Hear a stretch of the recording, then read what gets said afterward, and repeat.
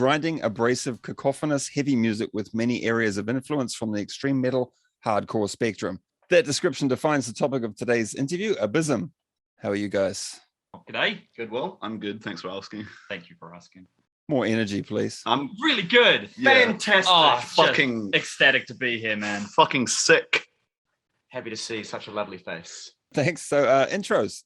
Hi, my name is Grant. I play the guitar and... Did you say I'm high? I'm high, my name? Yeah. I'm high and I'm Grant guitar. Just don't tell anyone, please. My mum watches your show. Oh, he's done? Okay. I'm done. Hi, I'm Boyd. I play guitar too, and I do also vocals. Hi, my name's Liam. I play bass. I also do vocals. I like candlelit dinners, long walks on the beach. I like those too. Can confirm. And Dean Clinton is our drummer, our percussion master. He plays all sorts of timpanis and triangles and whatnot for us. And sadly, he cannot be with us today because I think he's having dinner. All right. So, band history. Let's launch straight into it. Tell me all about the band's history. It all started because me and Boyd were in a previous death metal band from Tauranga, sitting on my bed playing Demon Souls, and basically got the text and went, okay, that band's over, looked at each other and went, well, do you want to do our own thing? Like, yeah, okay. Liam was the bassist as well, so we went, oi, come do our new thing. He was like, yeah, sweet. Oh, we need a drummer. And Liam, the lucky fucker, goes, well, I've got an old mate from school that I used to jam death songs and albums with. And we gave him a bum. We gave him a bell, and That was, We abused him. we yeah. violated him. We gave and, his bum. forced him to be our drummer. Yeah. And that was pretty much it. We just started playing songs that he'd written and recorded for himself. Started writing more songs, and that was 3 years ago. 4 now. 4, yeah, would be Yeah. 4. We probably like tried to establish ourselves for about 2 years of just getting together and just Figuring ourselves making a out. thing, and then actually giving the song process a real thought, and he had some good songs that were like, let's definitely play them. They're fucking awesome. So Did a ghost just enter the... What the hell was that? yeah, don't mind Casper. He's rude like that. That's my partner, Maggie. Okay. Anyway, where were you? 4 years ago we started, and we just tried to establish ourselves for a few years just by trying to write more songs and Figuring ourselves out.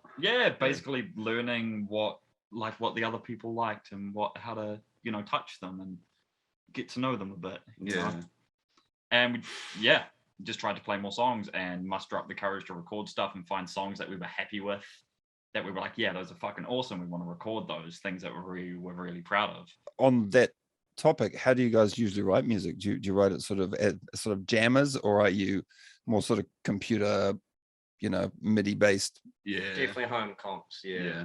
We try to jam, but it just, you need to spend more time together as musicians. We just find being at home and jamming all the time just easy enough to write and then come to the guys with something and see if we all like it, and then we'll learn it and then play it and see how it rolls.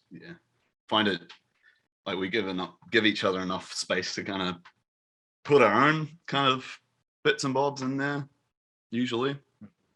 Especially for Dean, because like, could you imagine being a drummer yourself and just like being told exactly what to do? I didn't appreciate it, for sure. It's about putting your own feel on something, and Dean's really, really, really good at that. And he also knows when to be like, that's too far out the gate, like I need to change it up just to change the feel for his own comfortable playing. And what he changes is usually way better. He adds his own dynamics. And Dean is an amazing drummer. Yes, he's incredible. I was talking to you before about how I first saw you guys at Smash Fest. I think it was around 2020, and I'd heard through the grapevine that one of your members was a student taught by Evan Hunt, the guitarist from Metal Tower. Because of this sort of teacher and student dynamic, I'd sort of imagined like a bunch of 15-year-olds playing, like Samick guitars, and everything's out of tune, and you're playing like for whom the bell tolls, and maybe Slayer, Hell Awaits or something. And then you guys actually showed up and you absolutely killed it, and you were probably one of the tighter bands of the night. You guys really, really delivered as if you'd been together for, 6 or 7 years, and you all knew each other really well. So yeah, I was really surprised. It's good to hear Thank stuff you. like that. I think we played first for that as well, so that's quite Yeah. a sentiment there. Will, it's Well, I mean, I was expecting for him the bell tolls, and then you just like ripped into this like extreme death metal and just blast beats and double kicks everyone. I was like, holy shit. Yeah. And of course, Yeah. because of that performance, you've been asked to come back for Smash Fest again, playing in January 2022. Although the whole thing got stripped back a bit because of the COVID restrictions, but still, there's sort of a core of bands that are playing, and you're one of them. So, which feels pretty damn good. Yeah, really appreciate that they've considered us. Yeah. Are there any recording plans in the pipeline? Because I've seen you guys play a few times live, and I think you've got really good content. You're good musicians, so like putting something down digitally and actually releasing it would be relatively easy to do, I think. Well, earlier this year, around about June or something, can't quite remember anymore. But we went to studio over at the Mount called Studio 11B. It's where everyone kind of goes in this place because it's the best place. But not sucking anyone's dick here. But like, we managed to get a pretty good deal with them, and we did we've recorded something, and we've only recently paid them off. And hopefully, we're just expecting it to get into the mixing stage now. Okay. And we've got a lot of things to consider after that we need to do. Where we need to do. So we're not quite sure when we're going to still release it, but we're getting something done there. How many tracks is it going to be? Only 8, so it's going to be quite short for us. Yeah, because it's only like it's going to total of all about 4 minutes, I think, with 3 songs on it. Yeah. real grindcore. Yeah. 8 songs is that's fairly reasonable. That'd be about what, half an hour, I suppose. I think it was 15 minutes actually. Yeah. 15 minutes. Yeah, that's where we actually, I think we measured it. It was 15 minutes. Yeah. But for like the price of it all, like it's sort of quality and content you fit into something.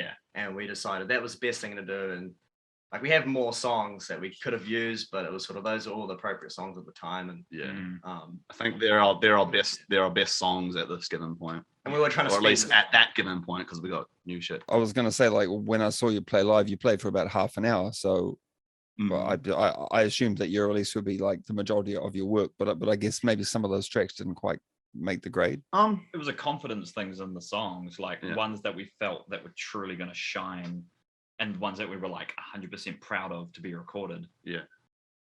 Okay. Is there a rough release date for this? Shall we say 15-minute EP? Maybe around the first quarter of the year, we're hoping. Ideally, anything could happen though. Could be any one of the 12 months. Yeah. But it will be 2022.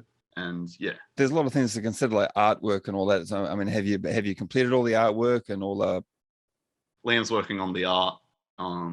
So we just I think we've got some things going on. Believe it or not, Liam is a very, very competent visual artist. Yeah, some could say. Yeah, I think I'm all right. But, it's about, I think I really like the idea of us trying to do a majority of everything ourselves. Like, and for me, like artwork's really important, and I don't want just any old person doing it. And I want to be able to capture something that's different. And everyone says that, but yeah, we kind of know like the aesthetic we're going for, and Liam's just fucking like smashing those out, and it's looking pretty sick. So, all right. Well, we're just about out of time, I think. So, is there anything to add to the end of the interview? Biggest one for me is shouting out a young man from Tauranga called Austin Cunningham, and he is the bassist and the vocalist out of a band from Tauranga called Threat Meat Protocol, which sounds like you took too much acid and then went to a circus and they had a rock band playing.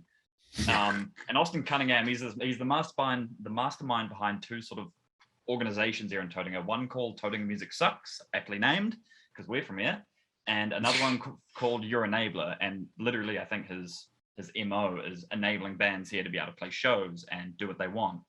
So he puts on shows in tunnels and under bridges and probably buried in graveyards as well. And he's been so fundamental to us actually doing something, because we're all lazy twits. And he's just been so amazing, because he's always been like, oh yeah, sure, here's 5 punk bands and then Abysm at the end. Cool. All right, that's fine. They're nice guys. It's okay.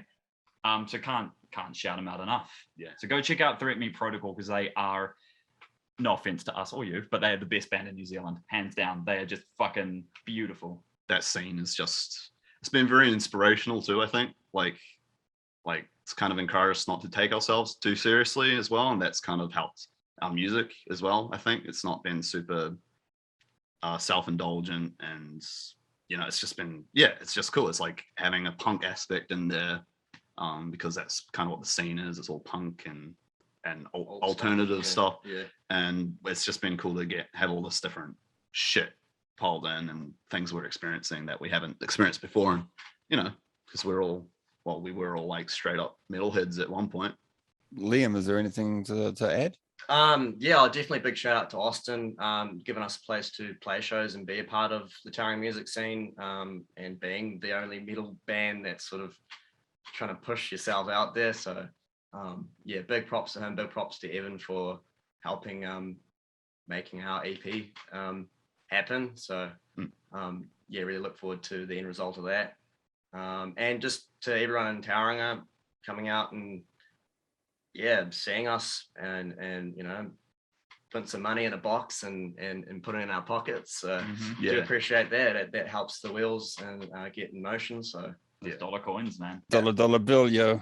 Oh, yeah. Straight Koha under the bridge and you'll get 40 minutes of shit music. Thanks very much for the chat tonight, guys, and best of luck with the EP, with the 15-minute epic slab of brutality. I think it's coming dropping next year. Short and sweet. Thank you, Will. Lots of love. Thank you, Will. And thanks for watching.